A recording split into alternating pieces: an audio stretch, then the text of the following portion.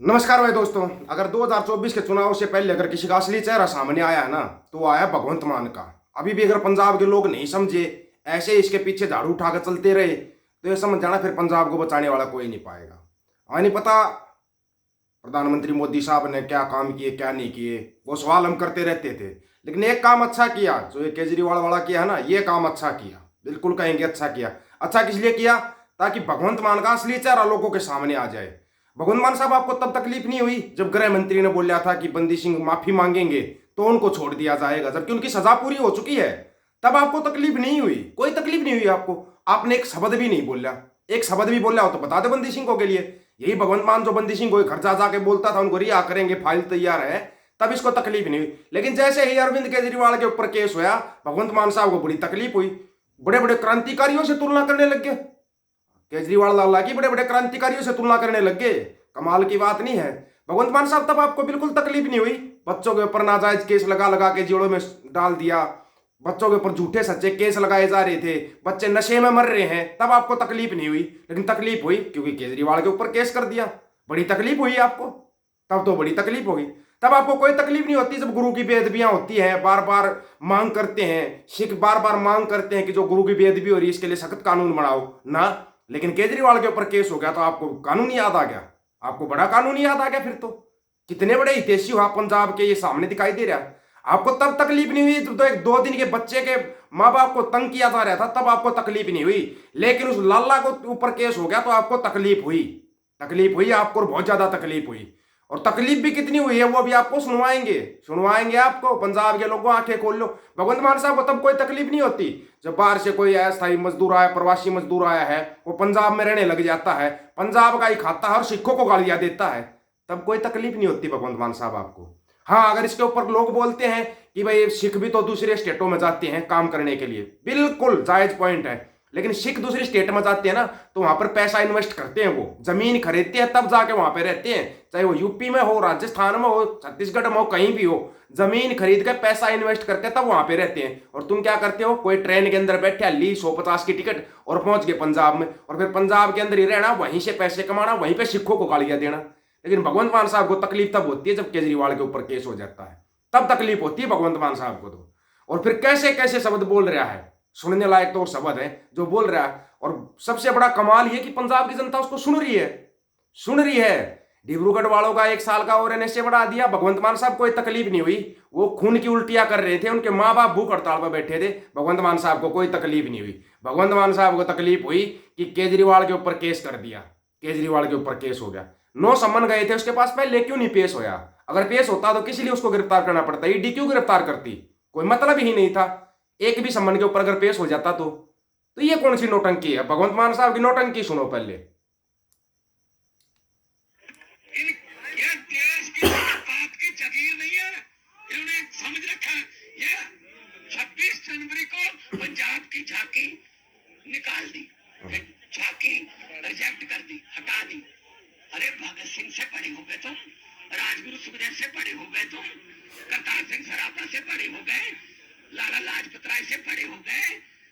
आपके यहाँ आपका कोई रिश्तेदार जलियांवाले बाग में मारा गया था? ना ना ना। अरे आजादी लेके दी जिन्होंने, उनकी झांकियां रिजेक्ट कर रहे हो। क्या क्या हिम्मत है आप में? सो मेरे देशवासियों, आओ, देश को बचाने के लिए हमें बाहर निकलना पड़ा था। पहले लड़े थे गोरों से, सुनो किस संज्ञा दे रहा है। गोरों से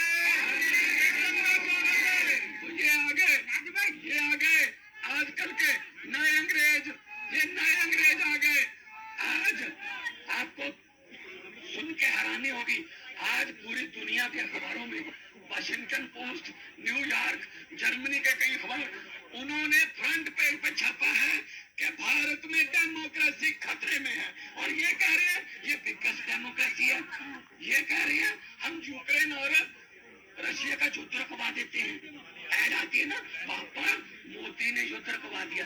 अरे अपने घर वालों को तो अंदर कर रहे हो, वहां का युद्ध रुकवा रहे हो, हद कर रहे हो। हरियाणा के नौजवानों को कह रहे हैं अब यूक्रेन चले जाओ, यूक्रेन चले जाओ, युद्ध में झोंक रहे हैं। तो ये दादागिरी ये नहीं चलेगी। पार्लियामेंट में मैं यही बोलता था, अरविंद केजरीवाल बाहर आएंगे और बहुत बड़े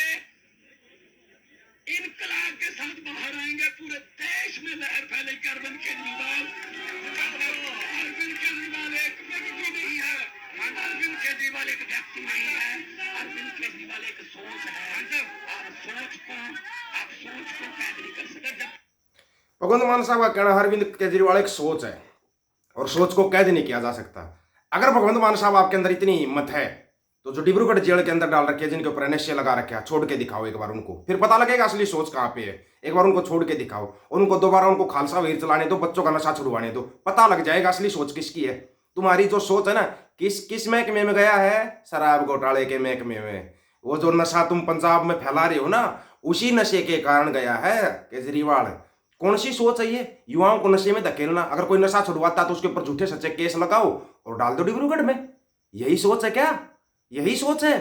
हालांकि कुछ लोग बोलेंगे कि बीजेपी की तरफदारी करे, नहीं कर रहे, लेकिन एक तो काम अच्छा किया, एक तो काम अच्छा किया बीजेपी ने।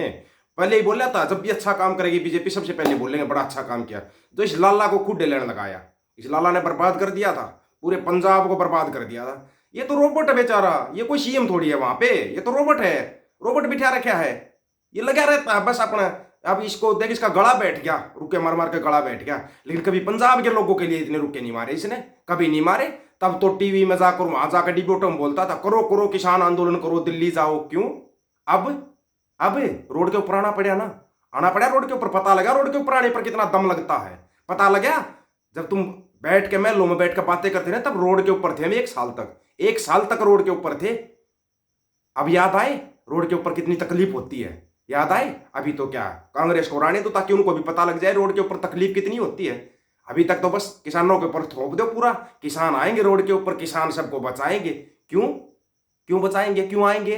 खुद को बचाओ, अब बचाओ खुद को। कितना बड़ा पंजाब का हितैषी सीएम पाल दिया भाई, कमाल कर दिया। ये कितना बड़ा हितैषी है। सिद्धू मूसेवाला की जांच होगी क्या? दीप सिद्धू की जांच होगी क्या? संदीप नागड़िया की जांच होगी क्या? प्रीत सिंह सैनी की जांच होगी क्या? होगी क्या भगवंत मान साहब? कोई जांच करवा दी क्या? दीप सिद्धू मूसेवाला का पिताजी रोडों के ऊपर बैठा रहा था अपने बेटे को इंसाफ दिलवाने के लिए, फिर उन्हीं के घर के अंदर 1 साल के बाद खुशी आती है तो आपको डॉक्यूमेंट चाहिए, डॉक्यूमेंट चाहिए। थोड़ी बहुत तो शर्म आई होगी। अब पता लगा डॉक्यूमेंट जब दिखाने पड़ते तब कैसे क्या होता है, पता लगा ना। इसलिए कहते हैं राजनीति बहुत गंदी चीज है। और क्यों चुनते हो भाई? क्यों इनको बार बार में पावर में लेकर आ रहे हो? जितने बार इनको पावर में लेके आओगे फिर इनके लिए लड़ना पड़ेगा, इनको जेल में डाल दे, क्योंकि करप्ट इतने ही है, इतने करप्ट है, फिर जेल में जाएंगे। इसीलिए कह रहे हैं पावर अपने हाथ में लो, अपने हाथ में पावर लो, अपने बीच भाइयों को उठाओ और उनको चुनाव जितवाओ, साइड करो इनको। कोई रोबोट है, कोई लाला है, कोई पाला है, कहीं पता नहीं कहाँ से आए हुए हैं, इन्हीं को चुनते रहना, फिर चुनते रहना इन्हीं को। सही ढंग से आंखें खोलो और देखो तुम्हारे सामने तुम्हारे बच्चों का भविष्य खड़ा है। अब तुम्हारा भविष्य तो हो जा लिया, लेकिन तुम्हारे बच्चों का भविष्य अंधकार में हो जाएगा। अब की बार फिर कोई झाड़ू उठाएगा और कोई किसी झंडे को उठाएगा, तो याद रखना इस बात को। इसके बारे में आपकी क्या राय है? केजरीवाल साहब को बड़ा क्रांतिकारी बता रहा है, कमाल हो गया भाई। भगवंत मान साहब एक बार डिब्रूगढ़ वालों को भी लिया होना बाहर, पता लग जाएगा क्रांति कहते किसे हैं, क्रांति का पता लग जाए। नहीं तो बंदी सिंह को रिहा करवा के देख लो, असली क्रांति का पता लग जाएगा। आप लोगों की इसके बारे में क्या राय है? अपनी राय जरूर रखना दोस्तों। सभी साथियों को राम राम, नमस्कार, आदाब, सत श्री अकाल। वीडियो को ज्यादा से ज्यादा शेयर, चैनल को सब्सक्राइब और बेल आइकन को जरूर दबाना दोस्तों। ऑफिशियल दीपक फौजी यूट्यूब चैनल, बात हक और सच की करेंगे, हक सच की बात हम करेंगे। वीडियो को शेयर करने की जिम्मेवारी आप लोगों की। गज के आखो, वाहेगुरु जी का खालसा, वाहेगुरु जी की फतेह।